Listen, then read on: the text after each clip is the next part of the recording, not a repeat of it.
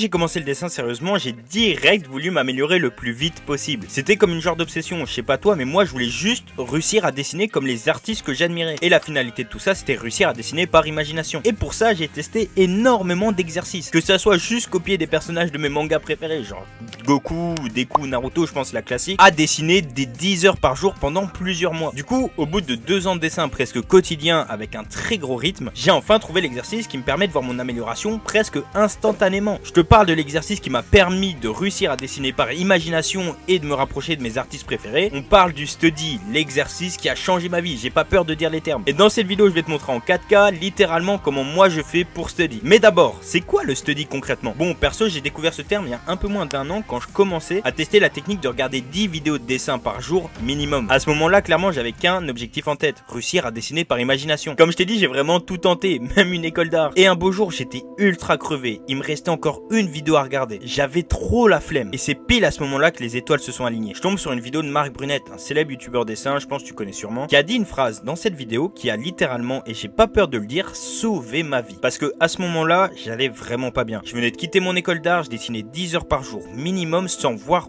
aucun résultat. Mais le pire, c'est pas ça, c'est surtout je comprenais pas ce que je faisais de mal. C'est ça le truc le plus frustrant. Et heureusement, à ce moment-là, l'ancien Marc Brunette a dit: comment tu veux faire du travail de pro sans savoir à quoi ça ressemble réellement? Et là, j'ai mental boom, mais à un point. Depuis le début, je faisais de la D. J'avais honte d'utiliser des références parce que je me disais, moi, ce que je voulais, c'est dessiner par imagination. Alors, ça me paraissait normal de pas utiliser de références. Sauf que comment tu veux dessiner les poses que t'imagines des dessins de fou sans même savoir à quoi ça ressemble? Je pense cette nuit-là, j'avais pas dormi parce que j'ai réalisé que pour dessiner ce que je veux, j'ai qu'à apprendre des dessins déjà existants. Le hasard existe plus, tout devient qu'un choix. Voilà pour moi c'est quoi le study, c'est réussir à s'approprier les connaissances d'un dessin, d'une œuvre en l'étudiant. Et ici je te parle pas de copier, et si t'es pas encore convaincu, de toute façon je vais te montrer comment ça va changer ta vie à toi aussi, j'ai pas peur de le dire. Parce que oui, si t'es quelqu'un comme moi, bon je pense si tu regardes la vidéo on doit un peu se ressembler, tu veux vraiment devenir bon en dessin, tu veux aussi peut-être en faire une carrière, enfin t'es en mode s'il y a moyen, franchement je suis chaud. Et bah réussir à savoir ce qu'il faut faire concrètement pour s'améliorer, c'est littéralement la chose la plus importante. Et si tu vois pas où je veux en venir, de toute façon il y a deux raisons. De 1, la classique, ce qui tue les artistes concrètement, personnellement si je parle de mon cas, c'est quand je m'investissais le plus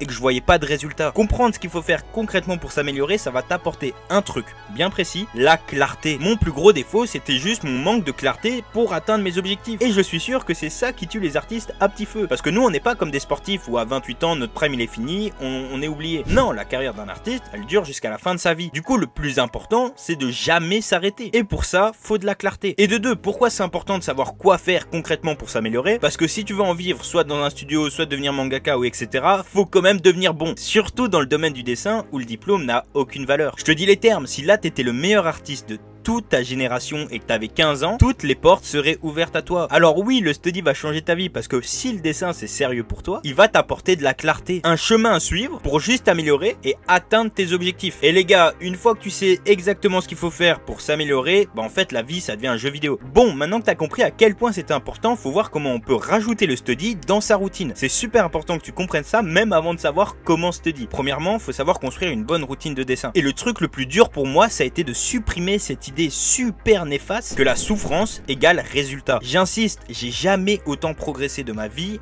en faisant 3 à 5 heures de study. Alors oui, ça peut déjà te sembler beaucoup, mais c'est beaucoup moins éprouvant physiquement et mentalement que quand je dessinais des 10 heures par jour. Putain, les mouches elles veulent rentrer dans ma bouche. Bon, ce qui fait que tu vas t'améliorer clairement en dessin, c'est les choix d'action que tu vas faire. Et regarde, pour vraiment que tu comprennes, je vais rendre le dessin comme un jeu vidéo. Je pense qu'on est tous des nerds ici. Par exemple, on prend Dofus. Dofus, je sais jamais comment le dire. Super jeu, ultra connu, fait par Ankama. Si tu as jamais joué à Dofus, c'est une dinguerie. Mais bon, dans Dofus, t'as des monstres. On va prendre l'exemple d'un Pew. Si tu connais pas, c'est une créature que tu vas rencontrer super vite dans ton aventure qui pue la merde. Et à contrario, dans Dofus, t'as des donjons dans lesquels se trouvent des boss. Et pour monter de niveau dans Dofus, c'est plus rentable de faire des boss que de tuer des Pew. Ça te semble logique normalement. Et bah faire des studies, ça sera comme battre un boss. Tu vas directement prendre plus 10 d'XP. Alors que dessiner bêtement sans réfléchir, tu vas prendre plus 2. Bien sûr, vaut mieux dessiner sans réfléchir que de rien faire du tout. Mais c'est encore mieux de rajouter du study que de dessiner bêtement. Alors si tu as un emploi du temps bien chargé, que tu travailles ou que tu es à l'école et que tu veux quand même évoluer en dessin, et bah dis-toi que même 1 heure par jour, tu vas déjà pouvoir monter de niveau. Et si tu as vraiment vraiment pas de temps, essaye de faire des studies pour vraiment XP beaucoup plus vite. Imaginons que pour travailler dans un studio, pour devenir mangaka édité, il faut 20 000 points d'XP. Et bah tranquille, on relativise, mets-toi une moyenne de 30 points par jour, et si on fait les comptes, il faudra 2 ans seulement pour atteindre ton quota. C'est un exemple, hein, les gars. Ce que je veux dire par là, c'est que ça sera toujours mieux d'être constant dans le dessin avec tes 30 points par jour que faire un samedi à 300 points où tu dessines 10 heures et t'arrêtes pendant une semaine. Parce que, et là je reviens à ce que je disais, la souffrance égale pas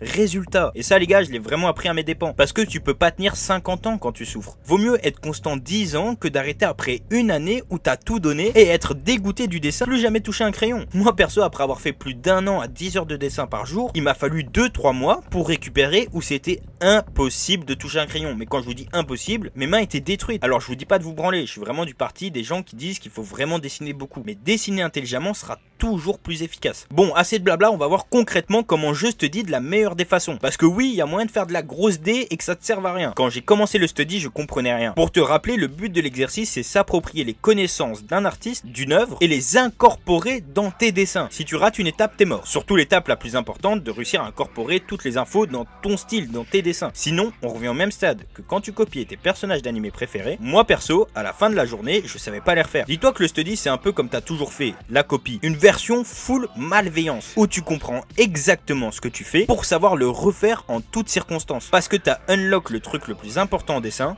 c'est qu'il faut réussir à comprendre ce que tu dessines. Tout a un sens. Alors l'étape 1 pour faire un bon study, ça sera de trouver une bonne référence. Mais je te vois déjà venir, Tini, comment on sait si on a une bonne référence? C'est quoi la différence entre une bonne ou une mauvaise ref? Alors là, c'est un point super important et je t'ai un peu menti. En fait, l'étape 1, ça sera de choisir ce que tu veux étudier. Et pour ça, il n'y a rien de plus simple, tu vas étudier les fondamentaux. Ce que je veux dire par là, c'est que tu vas pas commencer à réfléchir, il n'y a plus de hasard, je t'ai dit. Tu vas étudier l'anatomie, la perspective, les proportions, les valeurs, la théorie des couleurs et la composition. Alors, est-ce qu'il y a un ordre? Bon, j'aimerais bien te dire que oui, mais moi j'ai commencé avec l'anatomie, c'était bien, ça m'a bien aidé. En vrai, ils vont tous y passer. Alors, si tu regardes cette vidéo, tu vas devoir apprendre les fondamentaux. Du coup, vaut mieux que tu te fasses plaisir sur l'ordre. Surtout si ça t'aide à être constant et à prendre du plaisir. Du coup, une fois que tu as choisi, tu vas prendre un mois minimum pour travailler ce fondamental. Si tu as choisi l'anatomie, par exemple, tu vas prendre un mois à faire que des studies d'anatomie. Du coup, une bonne référence, ça correspond à ce que tu veux apprendre tout simplement. Que ça soit une photo ou un dessin d'un artiste qui te plaît, moi je te dis les termes, les deux sont trop bien. Comme je t'ai dit, il faut copier les artistes que tu surkiffes pour pouvoir faire comme eux. Et surtout, tu dois prendre du plaisir. Comme je t'ai dit, le plus important, c'est être constant. Et pour être constant, faut kiffer. La souffrance, ça te fait arrêter au bout d'un moment. Essaye de trouver un mix entre les deux. Bon, voilà, on a choisi notre référence. La deuxième étape, ça va dépendre de ton niveau, mais si tu débutes, je te conseille de tracer par-dessus la règle. Pas en mode no-brain, mais en décortiquant la référence avec des formes simples, comme des cubes, des carrés, des cercles, des cylindres. Parce que le plus important, c'est comprendre comment et pourquoi l'artiste a fait certaines choses. Retiens bien que l'objectif, c'est d'apprendre. Et si t'es déjà plus confiant, tu peux prendre la ref à côté. Si t'as un deuxième écran, c'est vraiment bien, ainsi t'as une meilleure vision, mais si pas, c'est pas grave. Et tu refais le dessin, mais en conscientisant tous tes traits, en essayant de comprendre. Le but, c'est de pas vraiment avoir le même résultat copier-coller. Mon bro, c'est pas grave si c'est pas identique. Bon, à ce moment-là, tu dis peut-être, mais attends, c'est presque la même chose que quand je copiais des personnages d'animé. Bon, de 1, là, c'est pas des persos d'animé, c'est un gros buste, c'est de l'anatomie. Alors même si tu feras l'exercice, ça sera toujours plus productif que de dessiner Goku, parce que inconsciemment, comme par exemple avec Dragon Ball, tu vas voir des similitudes. Par exemple, moi j'arrivais toujours quand j'étais petit à dessiner les sourcils de Sangoku. La même pour Vegeta, ça revenait toujours au même. Ben maintenant, tu vas voir des similitudes quand tu vas dessiner des pecs, même si t'as pas bien fait l'exercice et la dernière étape que je vais te présenter. Alors, pour la dernière étape, clairement la plus importante, sinon l'exercice il a pas grand sens, c'est de dessiner par imagination le dessin que tu viens de faire, sans référence. Pour faire ça, une fois que t'as fini, c'est simple, tu caches tout et tu refais le dessin que tu viens de faire sans rien, pour voir ce que t'as compris, mais surtout pour voir ce que t'as pas bien compris. Alors si ça y ressemble pas trop, c'est totalement normal, c'est vraiment le but de l'exercice. Tu recommences juste le processus, tu reprends la ref, tu la réétudies et t'es reparti pour un tour où tu recaches tout et tu recommences le dessin par imagination, jusqu'à ce que la pose ou même le pec soit ancré en toi, en mode